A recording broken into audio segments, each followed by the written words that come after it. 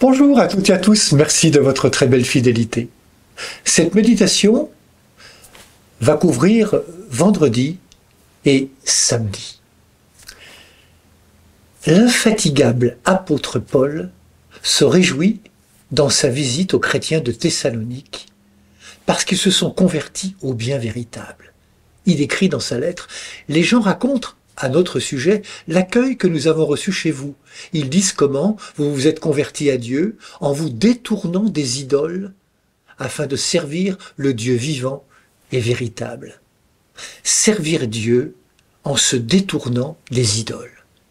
Et l'évangile de ce vendredi et de ce samedi nous parle d'un bien, l'argent, qui peut devenir une idole. Alors posons-nous la question, car Jésus nous invite à choisir. Vous ne pouvez servir deux maîtres, nous dit-il. Servir Dieu ou être esclave des idoles. S'isoler ou entrer en relation. Comme l'écrit Éloi Leclerc dans Sagesse d'un pauvre, le monde des hommes est un immense champ de lutte pour la richesse et la puissance. Trop de souffrances et d'atrocités leur cachent le visage de Dieu. Il ne faut surtout pas qu'en allant vers eux, nous leur apparaissions comme une nouvelle espèce de compétiteurs. Nous devons être au milieu d'eux les témoins pacifiés du Tout-Puissant. Des hommes, des femmes, sans convoitise et sans mépris, capables de devenir réellement leurs amis. C'est notre amitié qu'ils attendent, une amitié qui leur fasse sentir qu'ils sont aimés de Dieu et sauvés en Jésus-Christ. Le maître de la parabole, tout en reconnaissant que son gérant est malhonnête, fait pourtant son éloge parce qu'il s'est montré habile pour se sauver d'une mauvaise situation. Il a dilapidé les biens de son maître. Le gérant n'est pas parfait, comme aucun d'entre nous. Personne n'est parfait sur cette terre. Pourtant, Dieu nous fait confiance comme il a fait confiance au gérant. Et il nous confie la vie, celle de nos semblables, celle de toute la planète, de ses habitants. De tout cela, nous sommes les gérants. Mais comme il est difficile de ne pas nous en sentir propriétaires. Nous sommes donc invités à être au service de cette création qui nous est confiée, au service de nos frères et de nos sœurs en humanité. Dieu ne nous interdit pas de montrer de l'habileté pour que notre planète soit véritablement la maison commune, pour que notre humanité soit plus belle. Il nous encourage même à être aussi malins que les fils de ce monde. L'habileté peut tout autant être du côté du bien que du côté des fils des ténèbres.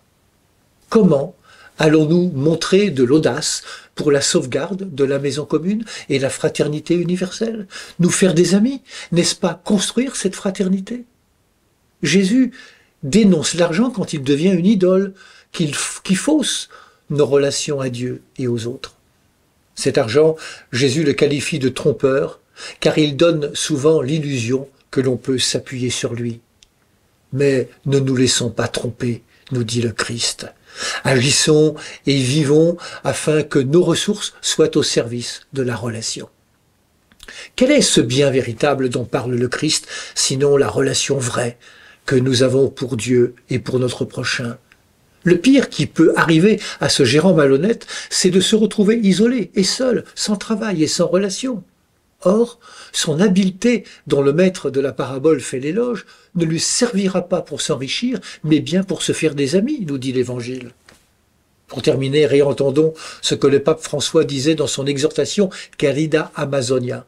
Rêvons en tant qu'une seule et même humanité, comme des voyageurs partageant la même chair humaine, comme des enfants de cette même terre qui nous abrite tous, chacun avec la richesse de sa foi ou de ses convictions, chacun avec sa propre voix, tous frères.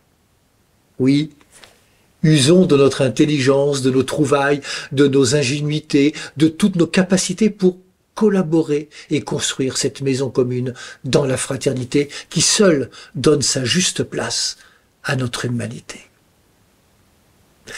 Bon vendredi, bon samedi à toutes et tous. Prenez bien soin de vous et des autres.